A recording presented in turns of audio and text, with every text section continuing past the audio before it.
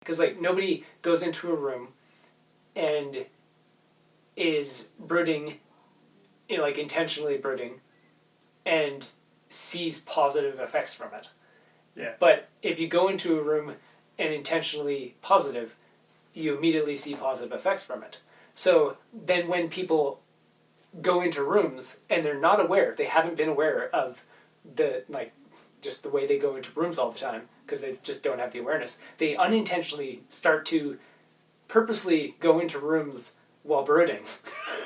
Which is like a compliment. Unintentionally, purposely. Yeah. So that, like, they intentionally want to not be around people in a room or something, or like want to not be at work. I don't want to go to work right now, or something like that. Yeah. So they predispose themselves to being brooding intentionally, because they intentionally do not want to be there, and they are no longer paying attention. And then when they go in there, their intent was so far back that they're no longer aware when they finally do the thing. So when the awareness isn't there, when you do the thing, then you get the effects of what you get, which is just you're gonna have a bad day.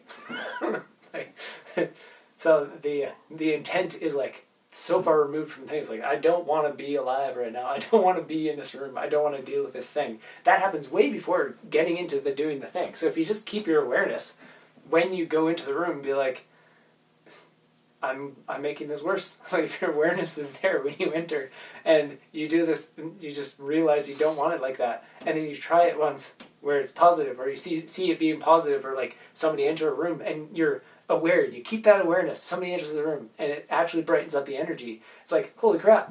Like, you don't even have to try brightening up the room from that. You just see it and go, what a difference. And then it's like, wait a sec. Because you're aware, like, if you're aware, you'll just notice it. And you won't even get to a point where you have to say, like, wait a sec, maybe I should do it. It's just like, wow, what a difference. And then... Well, that makes me think of the Bashar talk, too, and where he said, maintain a positive energy no matter what is happening outside. Because if you're positive, you'll get something positive from whatever it is, even if it's a negative thing. Mm-hmm. But I also want to say that, like, I can think of all the times that I've been brooding over things, or just, in a state of brooding. And when you talked about just thinking about what is useful to extend or express to the world, that makes it easier, because we all know what not to do. We know that brooding doesn't perform anything positive or create anything positive. It doesn't create anything. It does. Yeah, it doesn't. It doesn't do anything useful in the world, and we already know what not to do, which is to brood and to be upset and stuff.